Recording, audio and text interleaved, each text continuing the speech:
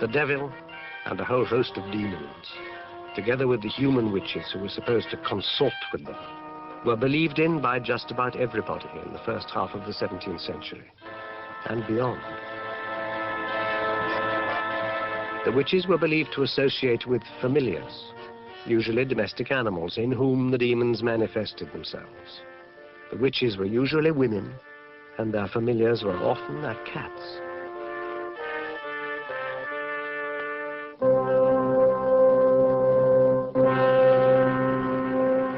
Everyone, Catholics, Presbyterians, Anglicans, and Puritans alike, believed in witches.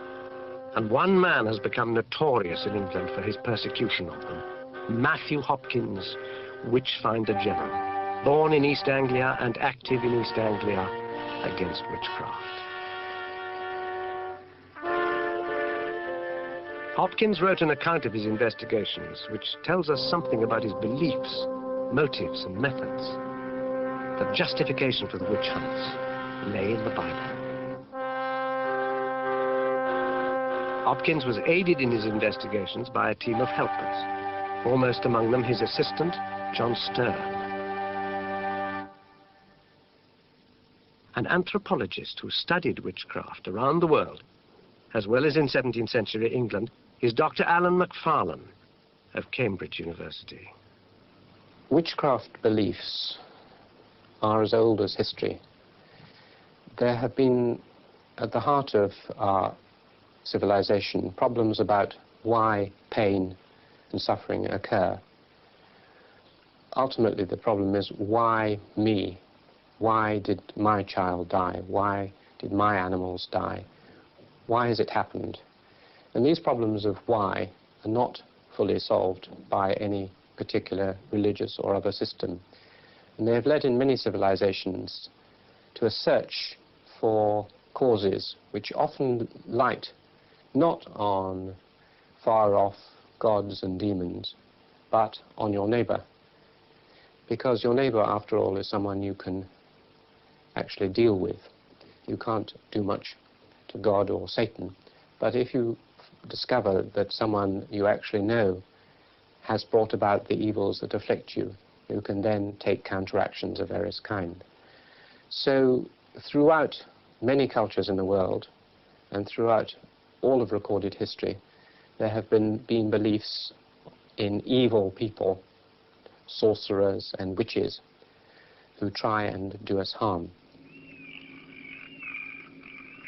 It is generally thought that Hopkins was born around 1620, which means that he was in his mid-20s when his witch-finding career began in and around Manningtree in 1644.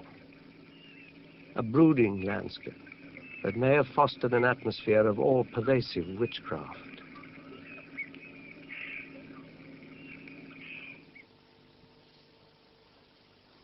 He was the son of John Hopkins, rector of Great Wenham in Suffolk, from a long line of schoolmasters and clergymen. His father was described as a godly, which means Puritan, minister. There's no evidence that he was motivated by religious fanaticism. His co-worker, John Stern, did mention that there were biblical injunctions against witches, and insofar as he, like everyone else, believed that witches were sent by the devil and therefore to exterminate them was a sensible and Christian act, he was motivated by religious fanaticism, but no more than anyone else living in that society would have been. There's no evidence that when he started his witch-finding in Manningtree, he thought of himself as a particularly godly fanatic battling against these evil witches. And in his defense of himself, which he wrote at the time, he doesn't lay much stress on the godly role he's performing. The stories which Hopkins gathered and the depositions which were given are very strange. The accounts, particularly of the witches' familiars, Vinegar Tom and Sack and Sugar and all the other strange-named familiars, are very strange indeed. And one interpretation could be that they are all a figment of Hopkins' imagination, having stayed up too late at night and read too many books on continental demonology. That, again, would be an easy way out, because what is one of the most strange features of the witchcraft confessions throughout Europe, and particularly in England, is that sometimes the witches actually confessed to offences which we now know to have been impossible and to meetings which we now know couldn't have taken place. And it wasn't really until the 20th century, with the development of psychology, when people actually came forward and confessed impossible things such as this, that we began to see that it isn't merely a matter of suggestion by someone from outside, but people do actually fantasize and invent things which they really believe to be true. Godly Puritan Essex seems to have entertained deeply held beliefs as to the reality of witchcraft. Witches, usually women, frequently old women with their familiars close by them, were believed to be scheming everywhere. Some of those witchcraft beliefs have persisted to very recent times in parts of Essex. An alleged witch was living in Canewdon, for example, into this century. And a local Canewdon legend has it that every time a stone falls from the church tower, it means that one witch has died and another has taken her place. And stones do sometimes still fall.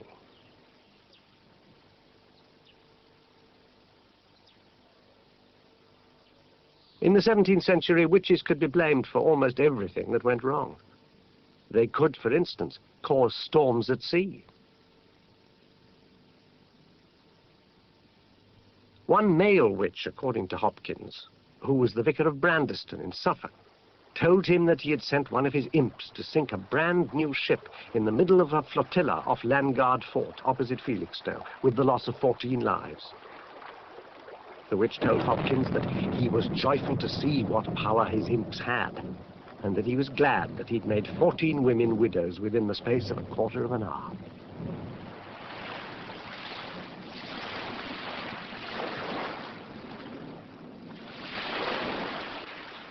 In July 1645, Hopkins was able to deliver over 30 witches for trial at the Essex Assizes. 19 were condemned to be hanged, and 4 died languishing in the dungeons of Colchester Castle by the visitation of God, as it was said, meaning jail fever.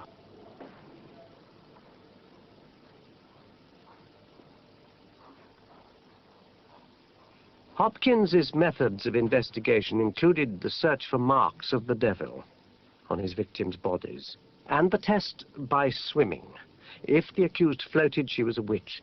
If she sank and possibly drowned, she was innocent.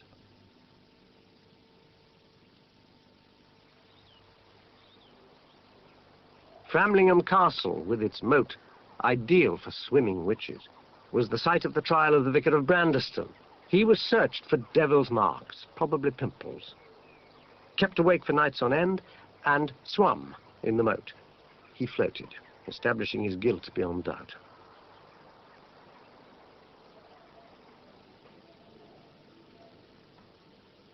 In 14 months of witch hunting, Hopkins came to be known in East Anglia as the Hangman of Manningtree. He probably brought about the deaths of some 100 people. One of the most worrying but curious features of the Hopkins witch trials is the way in which everything he did was perfectly legal. He was sustained, in fact, by the lawyers and the justices and the assize judges. As he himself pointed out, all the methods he used in examining the accused were allowed of by the judges and the justices. He worked within the system. He didn't break the rules, and when later on the rules were changed slightly so that he couldn't use some of his methods, he was immediately obeyed this and changed his own methods. So he was sustained by the legal system, and he was clearly also sustained by the wishes of the majority of the population. This isn't a matter of a single man deciding to persecute unfortunate minorities. It's a case of the majority of the population being quite happy to see someone doing a useful duty like getting rid of evil people. And there are plenty of analogies nowadays in which one can see governments deploying people to get rid of other people they consider to be evil.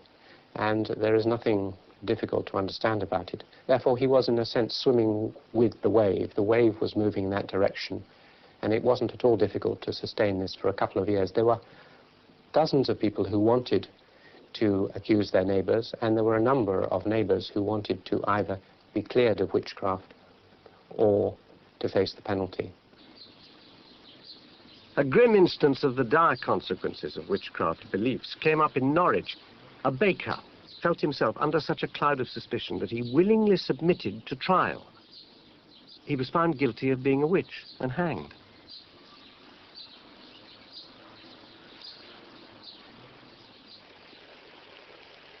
Witchcraft beliefs and accusations of the 17th century could take some far-fetched turns. At Great Shelford in Cambridgeshire, a witch was accused of having got his breeches caught on the weathercock of the church whilst flying over the steeple on the back of a black hog.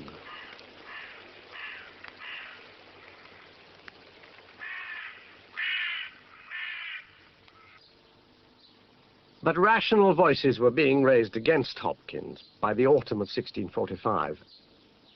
The Reverend John Gore at Great Staunton in Huntingdonshire, a Puritan himself, preached against the witch hunts in the following summer. Every old woman, he said, with a wrinkled face, a hairy lip, a squint eye, having a ragged coat on her back, and a dog or cat by her side, is not only suspected, but pronounced for a witch. Soon there were insinuations that Hopkins was only in it for the money, and even that he was himself a witch. He retired from witch-finding and died at Manningtree after a long sickness of consumption.